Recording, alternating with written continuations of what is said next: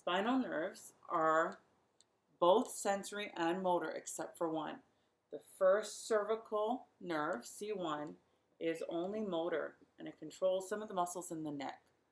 Everything else, the rest of the spinal nerves, the rest of the 31 pairs of spinal nerves except for C1 are both. They are both sensory and motor because they're a combination, as we have drawn before, they're a combination of both sensory that travels in from the back side and motor that travels in from the front side.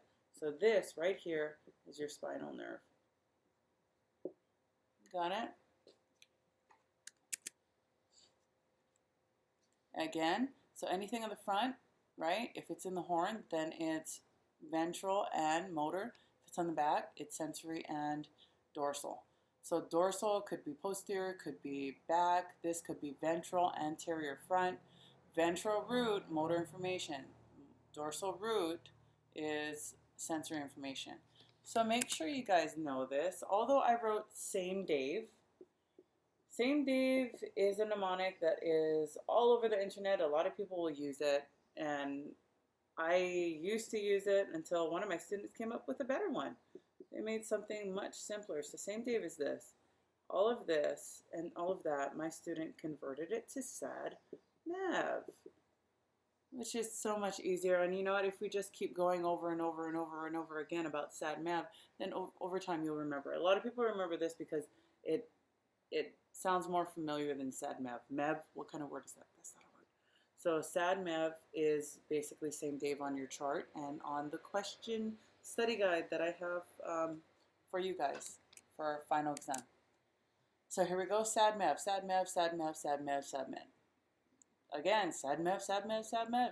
Look, it's gray. So gray means it's cell bodies, right? White in the back means it's axons. So here we go. I have information going in through the backside, the dorsal root ganglia, dorsal root, dorsal horn takes information up to the brain. Is that sensory or motor? Sensory. I then have information flowing down from the brain or descending into the ventral horn, then out the ventral root, and then through the spinal cord. Is that sensory or motor?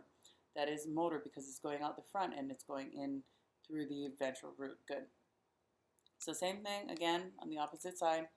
You guys can look over that. Central canal is basically a narrow canal that sits on the inside.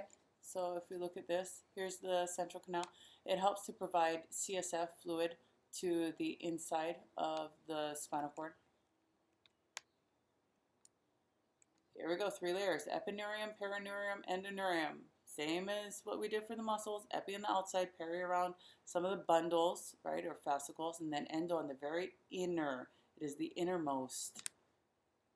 And here's the image of it. So this is endoneurium, right?